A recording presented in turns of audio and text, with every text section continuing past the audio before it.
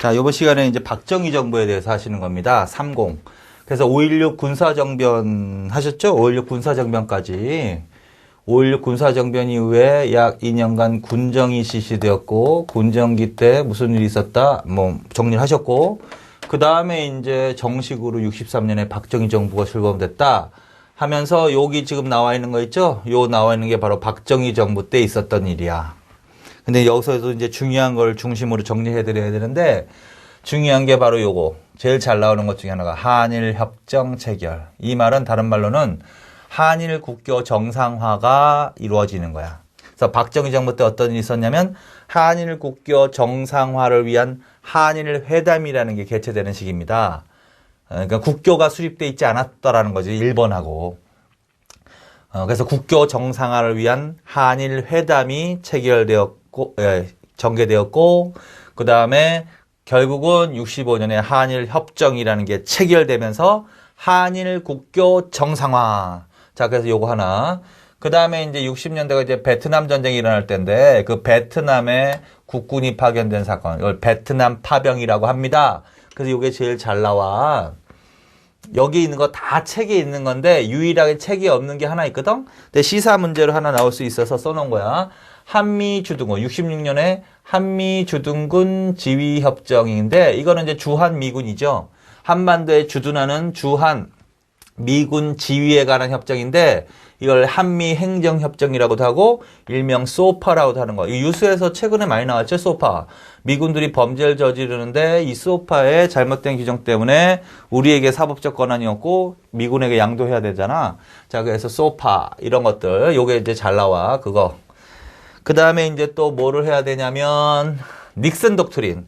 자, 닉슨 독트린은 이거는 이제 나중에 또 설명을 또 드리겠지만 그 전에 이때가 이제 냉전 체제지. 2차 세계대전 이후에 뭐 냉전 체제가 심화돼 왔었지. 그리고 특히 1947년에 미국이 적극적으로 개입을 해서 공산화를 막겠다라고 선언을 한 게 있지. 그게 이제 트루먼 독트린이죠. 그래서 트루먼 독트린. 그다음에 마샬 플랜 이런 거지. 마샬 플랜. 이게 바로 무슨 체제를 상징하는 거다? 냉전 체제. 자, 그래서 이 트루먼 독트린하고 마샬 플랜에 의해서 냉전 체제가 강화되어 왔단 말이야. 1960년대까지. 그런데 이제 더 이상 냉전 체제를 더욱더 강화시키면 안 되겠다라고 미국이 한 거야. 그래서 닉슨 독트린은 이거 데탕트라고 하는데 화해 정책을 쓰는 걸 말해. 화해 정책. 그래서 데탕트 화해를 말한다. 자, 그 다음에 박정희 정부 때는 대통령 중심제지. 그리고 선출 방식은 직선제야. 대선이 그건데, 박정희도 이승만과 비슷하게 자꾸 집권 연장을 하더라고요. 그래서 집권 연장을 목적으로 한 또 비민주적인 개헌을 하더라는 거지. 그게 바로 삼선 개헌이라는 거야. 삼선 개헌. 이것도 좀 잘 나오고. 그 다음에 박정희 정부 때 노동정책과도 관련이 있는 건데 박정희 정부 때는 공업화를 급속도로 추진하면서 노동자의 권익을 그렇게 잘 보장해 주지는 않은 정부였어. 그래서 박정희 정부 때도 노동운동이 일어나는데 가장 대표적인 노동운동과 관련되는 게 바로 전태일 분신 사건이라고 하는 거야. 경제 부분에서 다시 볼 거야. 그 다음에 이제 요 72년을 기억해야 되는데 특히 72년, 요 제일 중요한 해야 별표 72년. 72년이 바로 이제 7.4 남북 공동성명. 이것도 중요하다.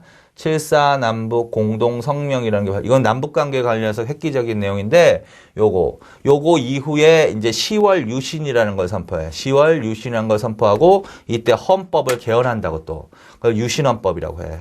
유신헌법. 그래서 72년에 박정희 정부가 헌법을 개헌한다. 10월 유신을 선포하고 이걸 유신헌법이라고 한다. 그래서 이 유신헌법 이후에 정부를 유신체제라고 하는 거야. 유신체제. 그래서 박정희는 변함이 없는데 이때는 40 유신체제라고 한다. 유신헌법과 관련이 있다. 유신헌법. 그래서 유신헌법의 내용, 유신체제의 특징을 이제 정리를 할 거야. 그 다음에 북한에서도 12월 달이야. 맨 마지막에, 72년 맨 마지막에 헌법을 개헌하는데, 72년에 북한이 개헌한 헌법을 이렇게 부르거든. 사회주의 헌법이라고. 자, 그래서 요 72년이 제일 중요해. 그래서 지금 한일협정, 베트남 파병, 그 다음에 소파, 닉슨 독트린, 삼성 개헌, 전태일 분실 사건, 7.4 남북공동성명, 유신 헌법, 사회주의 헌법, 요걸 중심으로 이제 박정희 정부 때 정리해 놓으면 돼. 그래서 보통 박정희 정부 이렇게 물어보면 30도 물어볼 수도 있고 40도 물어볼 수도 있는 거죠. 박정희 정부는 변함이 없으니까. 그런데 유신 체제를 물어보느냐, 유신 체제 이전을 물어보느냐는 나눠서 물어볼 수 있단 말이야. 그건 뭘 기준으로 하는 거야? 유신 헌법 제정 이전에는 30이야. 그러니까 이거. 근데 유신헌법 이후는 유신체제를 물어본다. 그래서 그렇게 머릿속으로 크게 정리하시면 돼. 자, 이렇게 해놓고서 이제 교과서를 보시면 740페이지에 그 국정지표 있죠? 그 국정지표에 조국군대화 국가안보. 그것도 반드시 줄쳐놔. 박정희 정부의 가장 큰 특징은 국정지표가 무엇을 내세웠다?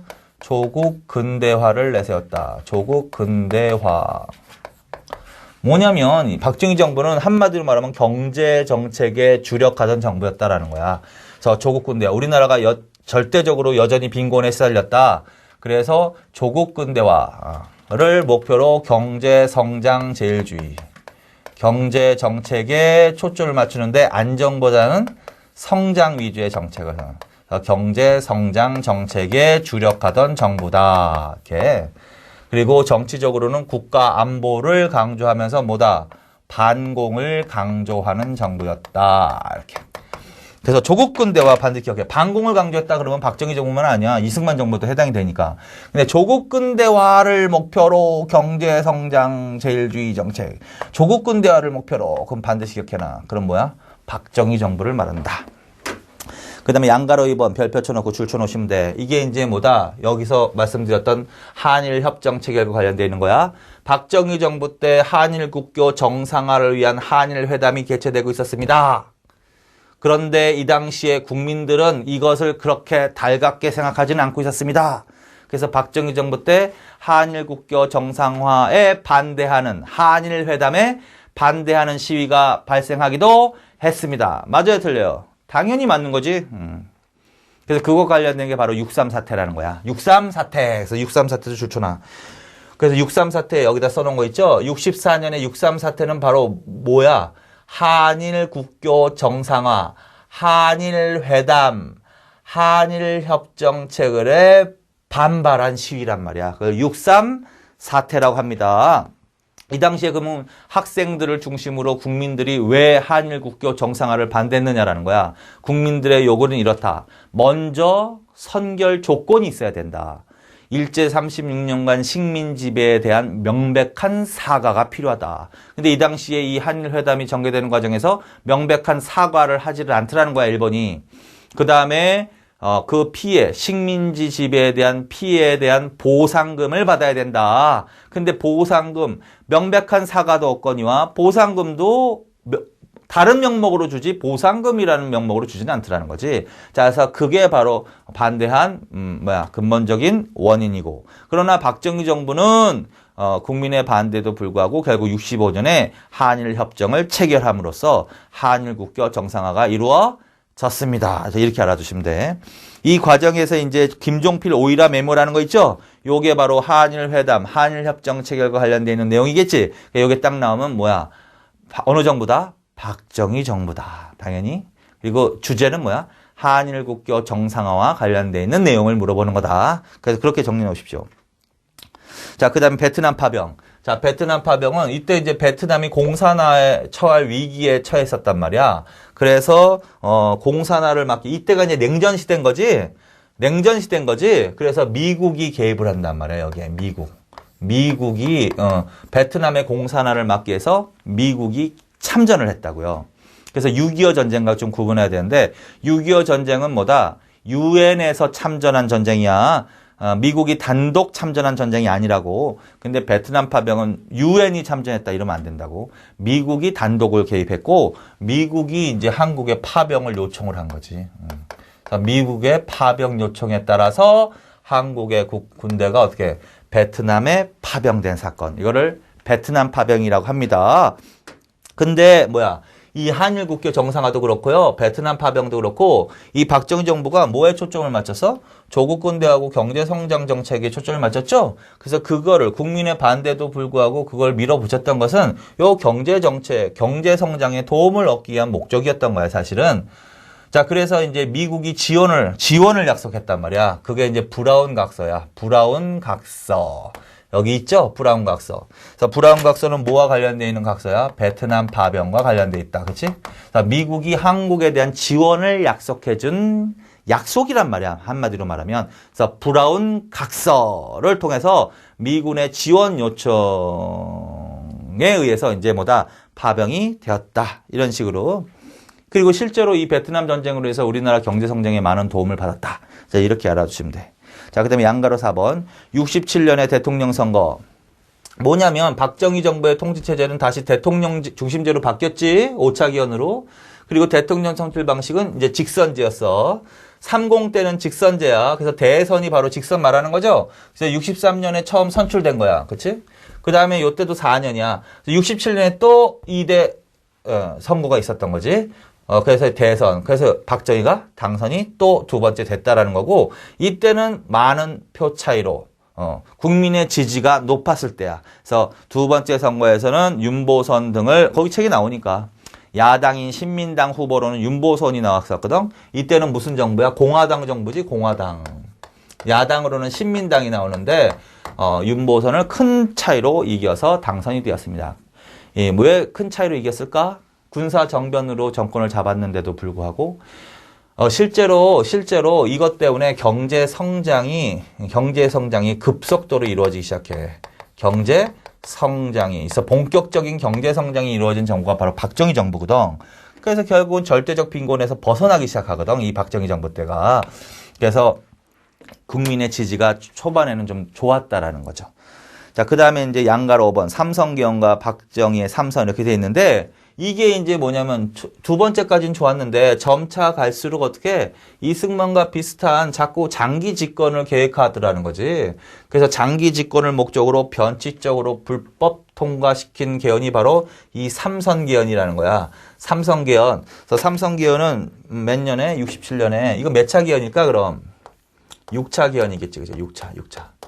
5.16 이후에 5차가 있었으니까 6차 개헌, 삼선 개헌, 그래서 삼선을 위한 개헌이라는 거야.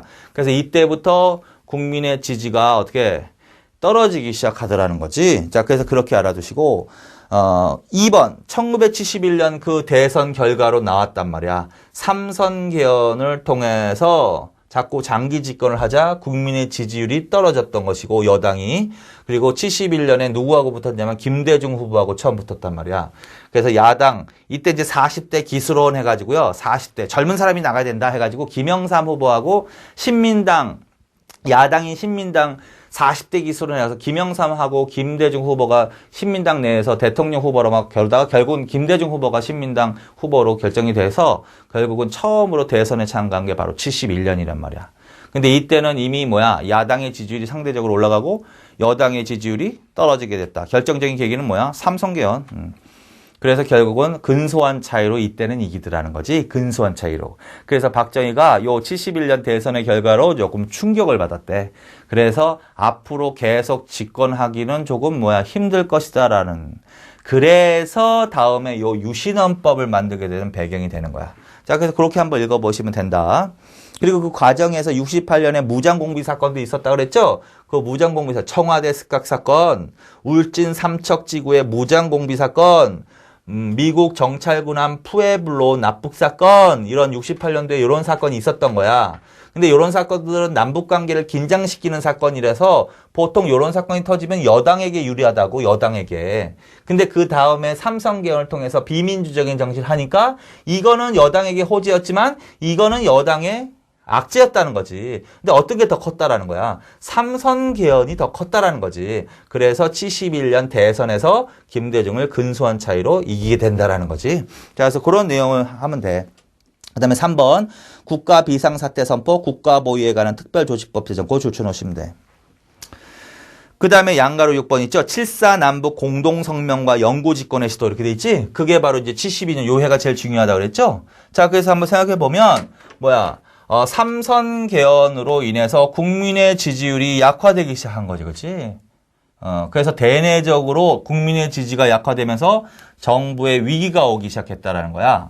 그리고 71년 대선에서 그 결과로 나타났지? 근소한 차이로 이겼기 때문에. 그리고 대외적인 환경도 박정희 정부에게 좀 안 좋게 돌아가더라는 거야. 그게 이제 닉슨 독트린. 거기 본문에 나와 있죠?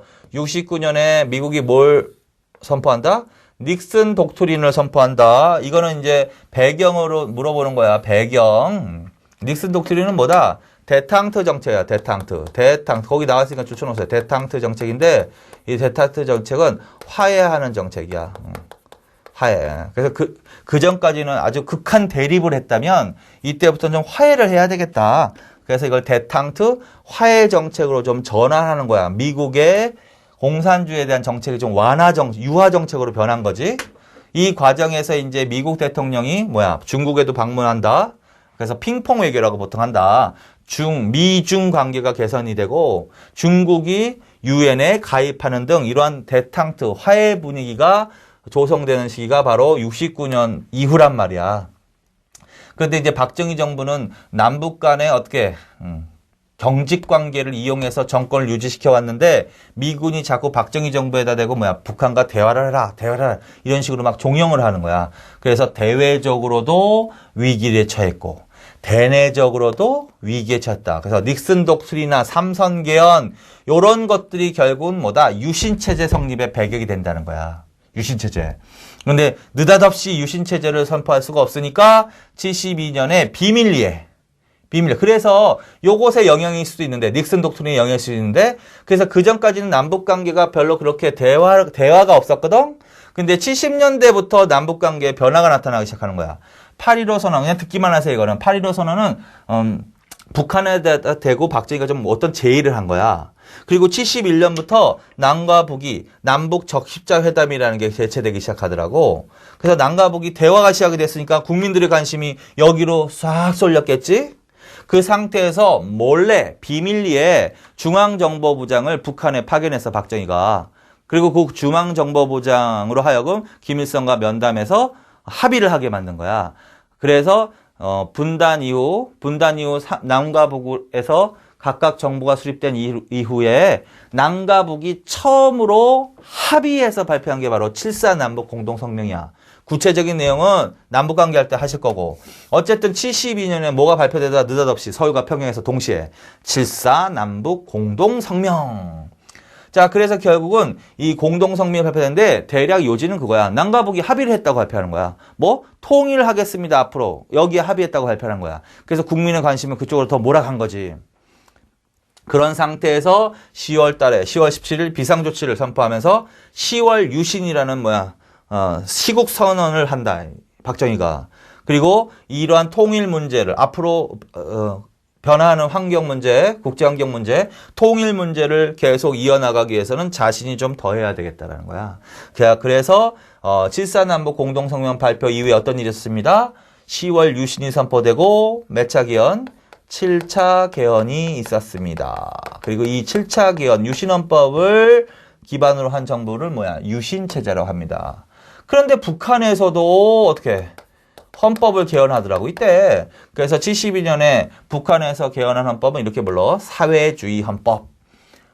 근데 결국은 결론적으로 말씀드리면 유신헌법이나 사회주의 헌법이나 1인 독재 체제를 강화시키는 헌법이었다고. 그래서 결론은 이 7.4 남북 공동성명 이후의 상황은 남해 쪽에서도 북한에서도 헌법을 개헌하면서 각각 남과 북이 1인 독재 체제를 강화시켰다. 그래서 이런 식으로 의미를 알아두시면 된다. 자, 그래서 지금까지 한 게 바로 30 때 주로 있었던 일인 거지. 30 때. 그래서 특히 요 빨간 거 줄친 걸 중심으로 정리를 해 놓으세요. 자, 그 다음에 이제 742페이지에 유신체제 성립 있지? 그래서 유신체제를 공부하는 거야. 이 유신체제는 유신헌법의 특징을 공부하면 되는데, 이 유신체제의 특징은요, 이런 거야. 결론으로 말하면 사실상 대통령의 영구 집권을 가능하게 한 헌법이야. 영구 집권을 가능하게 한 헌법. 그 다음에 대통령에게 모든 권한을 집중시키는 헌법이야. 그 권위주의 헌법이에요. 권위주의적 헌법이다. 이게 바로 유신헌법의 특징이야. 따라서 유신체제는 사실상 대통령의 영구집권을 가능하게 한 거고, 그 다음에 상권 분립을 무의미하게 한 대통령의 권한을 집중시키는 뭐다? 권위주의 헌법. 한마디로 비민주적인 헌법이야. 비민주적인 헌법 내용으로 이루어져 있다. 따라서 국민의 기본권도 억압하고. 자, 그래서 이렇게 해놓고, 구체적인 내용은 뭐냐, 그럼. 자, 구체적인 내용은요, 일단, 대통령 선출 방식을 간선제로 바꿔. 간선제로 바꿨어. 간선제. 그전에는 직선이었지, 대선이라는 건 직접 선거 아니야? 근데 간선제로 바꾸는 헌법이 바로 유신헌법이었던 거야. 그런데 이제 간선제는 보통 어디에서 선출합니다? 국회에서 선출하는 거죠, 국회에서. 그런데 통일주체 국민회의, 주초나 반드시 통일주체 국민회의, 통일주체 국민회의라는 기구를 만들어서 여기에서 대통령을 선출했다. 그래서 그거 반드시 외워야 돼. 통일주체 국민회의라는 기구를 통해서 대통령을 선출한다. 그럼 뭐야? 유신체제로 가시는 겁니다. 근데 이 통일주체 국민회의는 대통령이 의장으로 있는 대통령에 의해서 좌지우지되는 기관이었다라는 거야. 그게 문제였던 거지. 자, 그래서 간선제긴 간선제인데 뭐다? 통일주체 국민회의에서 대통령을 선출합니다. 그리고 헌법 조항에서 중임 제한 조항이 있었는데 중임 제한 조항을 아예 삭제시켜버렸어. 아예 삭제시켜버렸어. 자, 그러면 이게 의미하는 바가 뭐냐고. 요런 내용이 나오면 빨리 이거 유신헌법이라는 걸 알아들으셔야 되고 여기에 의미하는 바가 뭐다? 중임 제한 조항을 삭제했기 때문에 무한정 후보로 나올 수 있는 거고 그 다음에 후보로 나온다면 대통령의 의지에 따라서 운영되는 통일주체 국민회의에서 대통령이 선출되기 때문에 거의 100% 자기가 당선된다는 거지. 자, 그래서 사실상 무엇을 가능하게 했다? 영구집권을 가능하게 했다. 그리고 이때 대통령의 임기는 6년이야, 6년. 6년 단임 이러면 안 돼, 그래서. 단임이 붙으면 안 돼. 왜냐면 중임 제한 조항은 없어졌으니까. 자, 그래서 통일주체 국민회의에서 대통령을 선출했습니다. 중임 제한 조항을 삭제했습니다. 6년의 대통령 임기 하면 어느 정부로 가야 돼? 박정희 유신체제로 가야 됩니다. 그 다음에 또 어떤 일이 있었냐면은요, 대통령에게 권한을 집중시키는 권위주의 통치체제, 상권 분립을 무의미하게 하는 권위주의 통치체제라고 평가받는 거야. 그래서 이 대통령에게 아주 절대적 권한인 긴급조치권이라는 거죠. 그거 반드시 추천하. 긴급조치권을 보유했다. 비상대권이라고 하는 건데 이 긴급조치권을 발동함으로써 이거는 헌법상에 규정되어 있는 국민의 기본권도 규제할 수 있는 막강한 권한이야. 그래서 긴급조치. 그래서 실제로 유신체제 하에서 민주화 운동이 일어나는 것을 긴급조치를 선포해서 탄압을 합니다. 긴급조치. 그거 기억해. 무조건. 유신체제. 그 다음에 대통령이 국회의원 3분의 1도 추천해. 국회의원 3분의 1도 추천을 해. 어디서 추천을 하냐면은요, 이 통일주체 국민회의 대의원 중에서 추천을 해. 그리고 실제로 얘네들이 국회의원이 되는 거야. 자, 그래서 결국 실질적으로 국회의원 3분의 1을 대통령이 임명한 거나 다름없다라는 거지. 그러면 이때는 여당이 두 개야. 여당은 공화당인데, 이렇게 대통령의 추천에 의해서 선출된, 교섭단체를 유신정우회라고 불렀다고. 유신정우회라고. 그래서 유신정우회라는 교섭단체가 따로 있고, 공화당이 따로 있고, 그냥 결국은 국회를 장악한 거지, 이게. 그리고 이 국회를 일방적으로 국회 해산권을 대통령이 갖는 반면에 국회는 대통령을 탄핵할 수 없도록 했어. 그런 내용. 자, 그 다음에 대법관도 대통령이 임명을 하더라고. 이건 사법권 독립에 위배되는 거야. 자, 그래서 비상대권이 긴급조치권이 부여되고, 그 다음에 국회의원 3분의 1을 실질적으로 임명함으로써 국회도 장악하게 되고, 그 다음에 대법관을 임명함으로써 사법부도 장악하게 되고, 결국은 상권 분립이 아니라 모든 권한을 어디에 집중시킨 거야? 대통령에게 집중시킨 헌법이죠? 자, 그래서 이게 바로 무슨 헌법의 특징이다? 유신헌법의 특징이다. 그래서 이런 내용이 나오면 빨리 무슨 체제 물어보고 있다? 유신체제 물어보고 있습니다. 그래서 이거 반드시 기억해놔. 그래서 이걸 평가해 놓으니까 어떻게 되냐고. 사실상 대통령의 영구집권을 가능하게 한 헌법이다. 상권 분립을 무의미하게 한 권위주의 헌법이다. 기본권, 이 정부에서는 기본권이 어떻게 될까? 기본권을 억압하겠지. 자, 그래서 그런 식으로, 그래서 민주화 운동이 아주 세차게 일어났던 때가 바로 이때다. 민주화 운동이 일어났던 대표적인 정부가 바로 이승만 정부 때고, 그 결산이 4.19 혁명으로 이제 발전한 거지. 그 다음에 요때도 요때지만 특히 요때가 바로 민주화 운동이 아주 세차게 일어난 거지. 특히 유신 체제에서 여기까지. 자, 그래서 지금 박정희 정부의 뭐다? 정치 체제, 특히 중요한 걸 중심으로 어떤 일이 있었나 정리한 것이죠. 근데 이제 전체적으로 박정희 정부 물어보면 3, 4, 0 다 물어보는 거지만 유신 체제 이전과 유신 체제 이후 이렇게 물어볼 수가 있다. 그래서 그건 좀 나눠 놓으세요. 그래서 아까도 계속 얘기했지만 한일 협정 체결, 베트남 파병, 소파, 닉슨 독트린, 삼선개헌, 전태일 분신 사건, 7.4 공동성명 이런 것들은 다 뭐야? 유신체제 이러면 안 되지? 유신체제 이전의 그 다음에 요 다음에가 바로 유신체제 하에서 일어난 일입니다. 지금은 주로 어디를 중심으로 본 거야? 그러니까 유신체제 이전에 있었던 일을 중심으로 보신 거죠. 그래서 거기까지 그게 이제 743페이지서부터 744페이지까지 설명을 드린 거야. 거기 위에 744페이지에 유신헌법상 대통령의 긴급조치권 있죠? 이것도 당연히 사료지문으로 나올 수 있지. 근데 빨리 읽으시면 돼. 빨리 읽으시고 끝에 뭐가 있어? 1번에도 끝에 긴급조치가 있지. 그치? 긴급조치. 2번에도 긴급조치 있지? 4번에도 긴급조치 있지? 그래서 그걸 기억하란 말이야. 그 키워드다, 여기서. 그래서 긴급 조치를 할 수 있다. 그게 무슨 뜻이야? 긴급 조치권이 있었다라는 거지. 이 정부가 어떤 정부냐고. 이게 무슨 헌법일까? 당연히 유신헌법이겠지. 그래서 유신체제 물어보는 거다. 그리고 통일주체 국민회의도 반드시 읽어놔. 통일주체 국민회의에서 이런 기능을 갖고 있는 게 바로 뭐다? 통일주체 국민회의다. 그러면 유신체제 물어보는 것입니다. 라는 거죠. 결론은요. 거기까지. 그 다음에 양가로 5번도 별표. 그래서 이제 유신체제가 바로 어떤 정부야? 비민주적인 정부였잖아, 결론은. 그래서 이때 민주화 운동이 굉장히 세차게 일어났다는 거지. 그래서 국민적 저항이 세차게 일어났습니다. 그리고 목차 다 줄 쳐놓으세요. 개헌, 청원, 일백만면 서명운동. 줄. 당연하겠지? 유신헌법 자체가 바로 비민주적인 헌법이었잖아. 그러니까 당연히 유신헌법의 내용을 바꿔야 되겠지. 자, 그래서 개헌, 청원 운동, 개헌 운동이라고 하면 돼, 그냥. 개헌 운동이 전개되었습니다. 맞는 거지 뭐. 개헌 청원 100만 서명운동, 그 다음에 천주교 정의구현 전국사재단, 그것도 줄쳐놓으세요. 천주교, 목차는 다 줄쳐놔.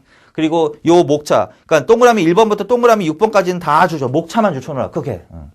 그리고 여기 어느 때 있었다는 건 최소한 알아야 돼. 유신체제 하에 있었던 건 알아둬야 된단 말이야. 정의구현 전국사재단, 어느 종교와 관련이 있다? 천주교. 그 바로 밑에 무슨 사건을 계기로? 민청학년 사건을 계기로 그거 줄쳐놓으면 돼. 그래서 지학순주교가 민청학년 사건을 계기로 구속이 되자 천주교 정의구현 전국사재단이라는 단체가 만들어져서 이 단체가 우리나라 민주화 운동에 기여한 단체가 돼버리는 거야. 그래서 그거, 그리고 특히 6월 항쟁 그거 줄쳐놔. 6월 항쟁.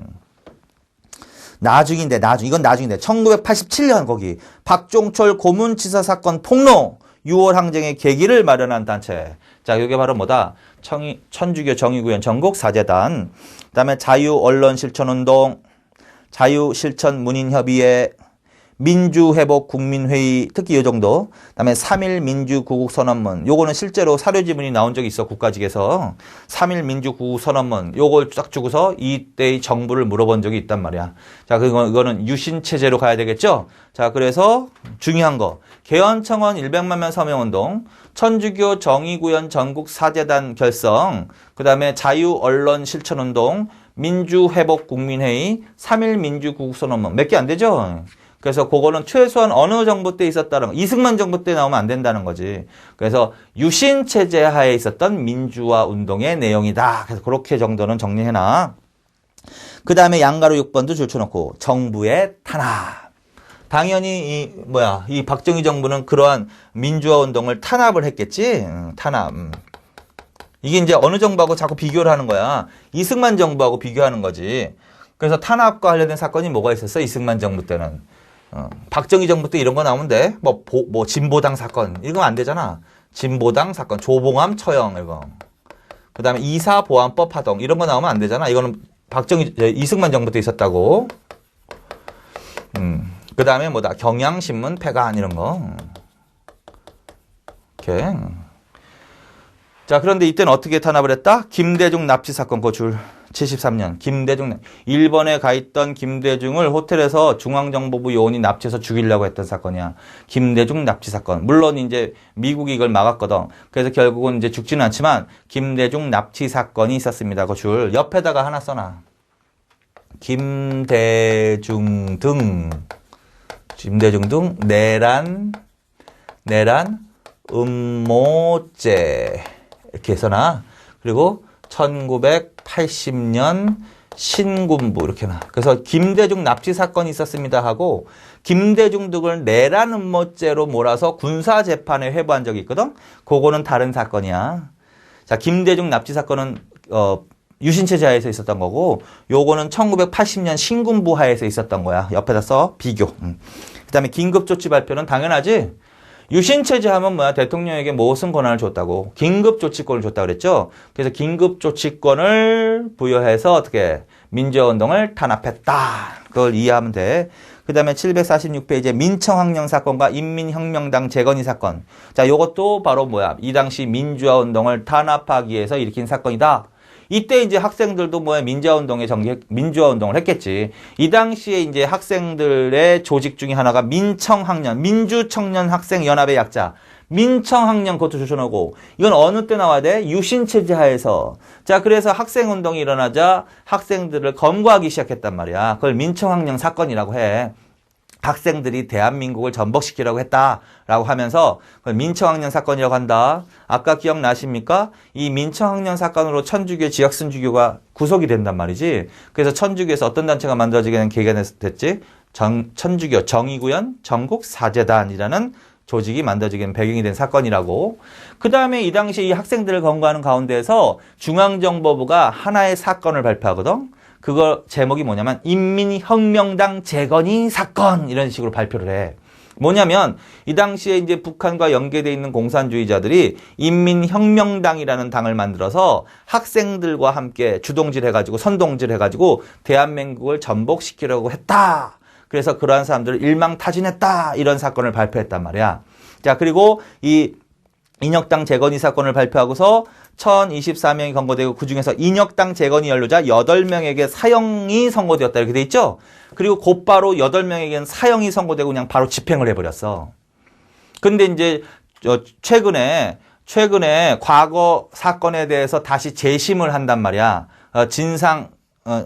과거 사건의 진상을 밝히기 위해서. 그래서 법원에서 다시 재심을 했는데 이때 어떻게 인혁당 재건이 사건에 연루되어서 사형이 집행된 사람들에게 무죄가 선고됐다고. 자, 그래서 이 사건을 어떻게 평가하는 거야?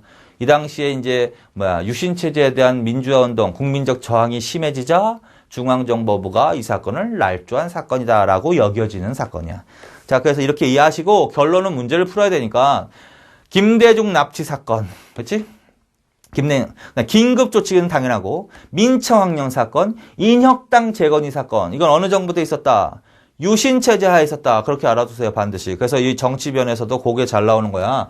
유신헌법의 특징하고 국민적 저항이 있었지. 개헌청원 일반망면 서명운동 다시 천주교 정의구현 전국사재단 단체가 결성된 정부. 그다음에 자유언론 실천운동 언론 자유화.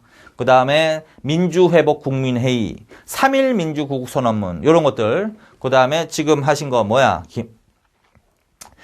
김대중 납치 사건 정도. 그 다음에 뭐다? 민청학년, 인혁당 재건이 사건. 그래서 요런 것들 크게 어느 정부 때 유신체제에 있었다. 이렇게 알아두시면 돼. 자, 그 다음에 이제, 유신체제 붕괴로 갑니다. 유신체제 붕괴. 이제 유신체제 붕괴되는 게 이제 1979년이거든? 1979년. 여기 좀 지울게요, 이제. 그래서 72년에 유신헌법을 통해서 유신체제가 성립된 다음에 1979년이 바로 유신체제가 무너지는 해였단 말이야. 1979년에. 근데 이제 1979년에 이제 이 사건이 단초가 돼. YH, 그것도 목차별로. YH 무역 여성 근로자 사건. YH 무역은 이제 회사 이름이야. 이 당시에 YH 무역이라는 회사가 있었는데 이때 이 사장이 아주 악덕업주였단 말이야. 그래서 근로자들이 임금 체불하고 근로자들이 여성 근로자들이 이제 노동운동을 하니까 직장 폐쇄를 해버렸어. 그래서 이 여성 근로자들이 이 사용주의 불법적인 직장 폐쇄에 항의하기 위해서 신민당, 이 당시에 이제 야당인 신민당 당사를 점거하고 농성을 벌이고 있었다고. 그런데 야간에 기습적으로 경찰이 강경 진압을 해버린 거야. 이 과정에서 여성 근로자들이 숨지고 다친 사건이 벌어졌단 말이야. 이걸 YH 무역 여성 근로자 사건이라고 하는데 이 사건이 결국 유신체제에 대한 저항운동이 더욱더 격화되는 빌미를 제공한 사건이야. 그래서 야당을 중심으로 해서 민주화운동이 더 거세게 일어난 거야. 근데 이때는 이제 야당을 이끌었던 당수가 바로 김영삼이었거든. 김영삼 등을 중심으로 야당들의 저항이 거세지자, 정부가 김영삼을 국회의원직을 제명시켜버렸어. 이걸 김영삼 제명이라고 해. 그래서 김영삼 제명, 목차대로 하는 거지, 지금. 그리고 시위가 더 격화되는 과정에서 부산과 마산에서 부마항쟁이라는 게 벌어진다. 부산, 마산 합쳐서 부마항쟁이라고 하는 거야. 이거는 유신체제에 대한 저항운동이지 부마항쟁. 그래서 굉장히 전국이 혼란한 상태에서 박정희가 중앙정보부장에게 권총으로 피살당한 사건이 벌어졌어. 그게 10월 26일이야. 이걸 12.6 사태라고 한다. 자, 1979년 10월 26일. 이걸 12.6 사태라고 합니다. 요게 바로 박정희 피살이야. 박정희 피살. 자, 그래서 요걸로 유신체제가 무너지는 거야. 자, 그래서 유신헌법, 72년 유신헌법으로 성립된 이 정부는 79년 12.6 사태, 박정희 피살로 결국은 무너졌습니다라는 거야. 자, 그래서 그거 기억하시고. 근데 거기 나와 있나 없나? 박정희 피살까지만 나와 있구나. 거기까지 합시다. 자, 그래서 지금 어느 정부에 대해서 주로 정치를 중심으로 했지만 어느 정부에 대해서 박정희 정부에 대해서 했습니다. 그리고 박정희 정부는 63년에 성립됐고 유신체제를 중심으로 전과 유신체제로 나눈다. 그리고 여기에 있는 주로 여기를 중심으로 하셨지. 이거는 그 다음에 이때는 유신헌법의 특징 반드시 기억하시고 그래서 이때 민주화운동이 굉장히 세차게 일어났다. 그거 몇 개. 그 다음에 탄압. 그 다음에 결국은 79년에 이러한 사건들을 거치면서 결국 뭘로? 12.6 사태로 무너졌다. 그래서 이렇게 정리해 놓으시라고요. 거의 다 했고, 그 다음에 이제 박정희 정부의 무슨 정책도 굉장히 중요하냐면 경제 정책도 중요하거든. 그거는 이제 다음 시간에 합시다. 이번 시간은 여기까지 하겠습니다. 수고하셨습니다.